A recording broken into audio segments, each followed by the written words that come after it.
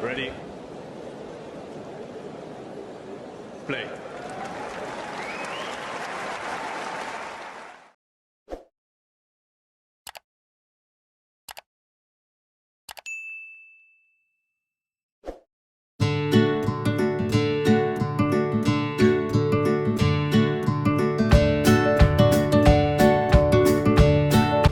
Here's a question, right? Which of these three players do you think is most likely? I'm not going to say any of them are probable by any means, but which of these three players do you think is most likely to win a second Grand Slam? Emma Raducanu, Sofia Kenin, or Bianca Andreescu? I can't say all of them.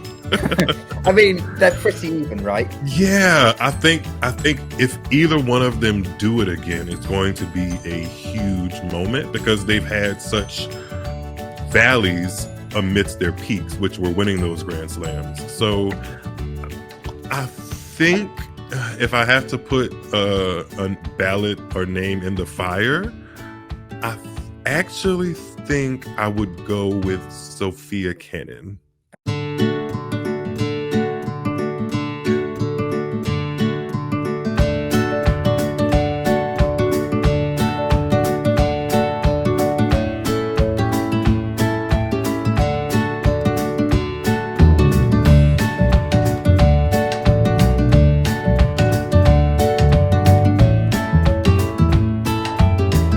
For me, it would have to be Raducanu. I can't necessarily say it just as a Brit, but just down to the fact that somebody who is able to go on and win a Grand Slam straight off the bat with what she did 2 years ago shows talent. It shows an inexorable talent there.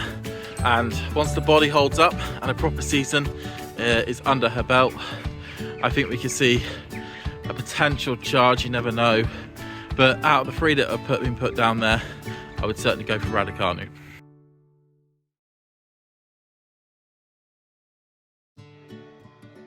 Okay, so who amongst these three in Sofia Kenin, Emma Raducanu and Bianca Andreescu, I do not see any one of these three anytime soon winning a major Grand Slam.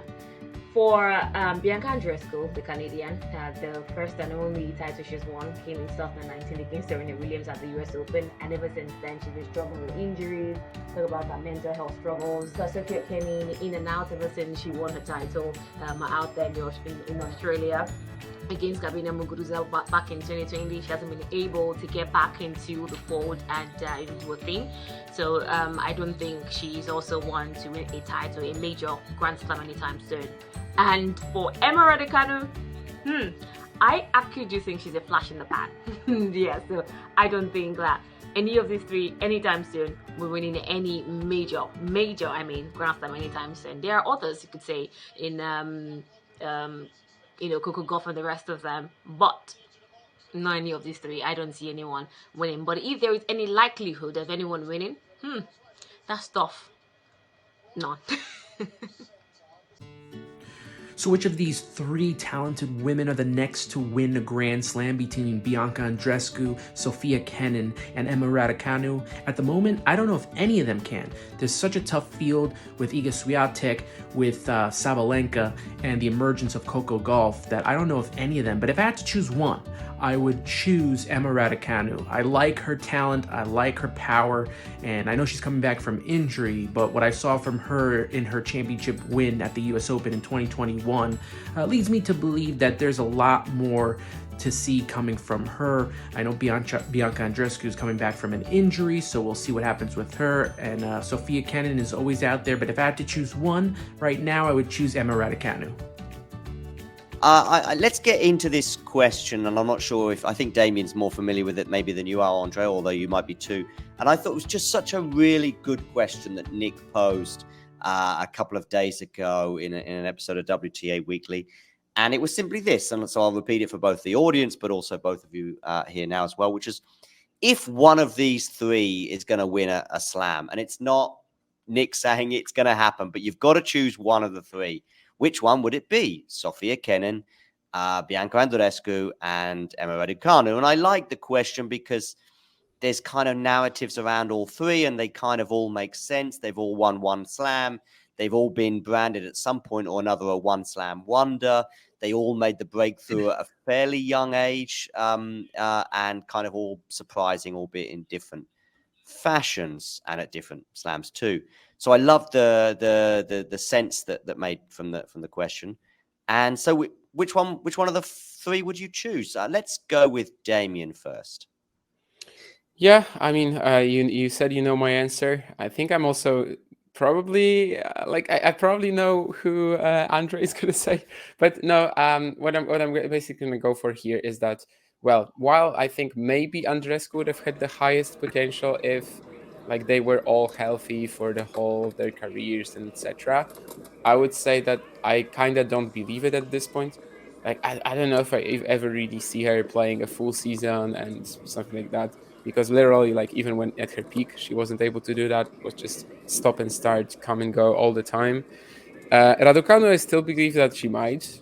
Like, I guess that's the main difference for me, on purely in terms of like talent and how their games match up, maybe against the current pros, and whether they are still Grand Slam quality, Grand Slam winning quality. I think they are pretty similar to each other for me. So that's why I would stick with Emma. Kenin, I think I've said in the past that I consider her to be like a pretty overrated player as a whole.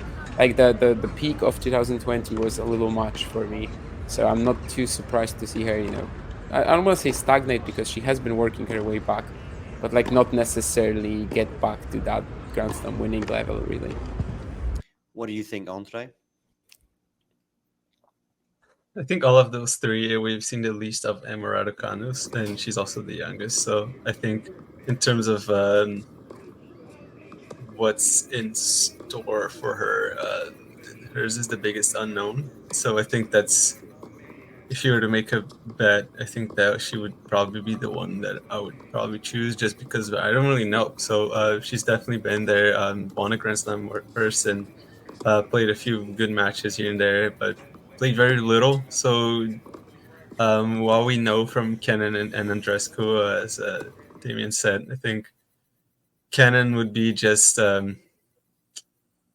seeing like how she comes back from like whatever happened to her. But yeah, she never really had like major weapons.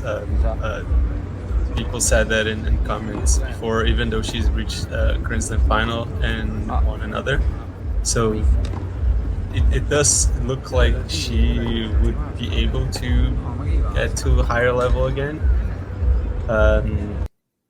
But I don't know. I think Andreescu's problem sometimes tends to be her mentality more so than her body, even though she did have the injuries and whatnot. But I don't know. It just feels like Andreescu needs to grow into something that I don't really know what it is yet, for her to want to do well again, and want to dig out matches and want to play at the best of her level. And I think the injuries are not helping. I think being constantly injured is just a complete disappointment for her. So she doesn't really feel like wanting to give her best in all situations. Like, if for her to be like, oh, if I give my best now, like next week I'm gonna. What's the point? I'm gonna get injured. So I feel like for her that's a bit of a huge issue. So yeah, I feel like in terms of just not knowing what could happen in a career, I think Emma Raducanu is probably the one that I know the least. So I feel like she could potentially have the most time to pick it up again and go back to it and win another one. From her social media posts, like, Andreescu actually seems like a very reasonable. It seems like she has a very reasonable mindset to all this. But of course, social media posts don't necessarily reflect what we actually think and feel. So yeah. I liked what you said there at the beginning, Andre, because it's one of the reasons that I've gone for I would go for Raducanu as well, is that it's the one that we kind of know the least about, in a way, of the three. Certainly Kenin, despite some of her absences from the tour and certainly from the upper echelons of tennis, I think we know what Kenin's about, and I think we know what Kenin is capable of, and I mean this in the best possible way. She has the best CV of the three because she's been in 2 slam finals in a way. although Andreescu also won a 1,000 as well. But she was opportunistic. That's what I mean in the best possible way. She took that Australian Open, or it was gifted to her, depending on how you want to frame that win over Muguruza in 2020. But she won it, fair enough. She backs it up later on that year with a French Open final, which I'm not quite sure how that happened in a way. So for me, it's the same year. Exactly. Yeah. Did I not say the same year? You said I think never mind.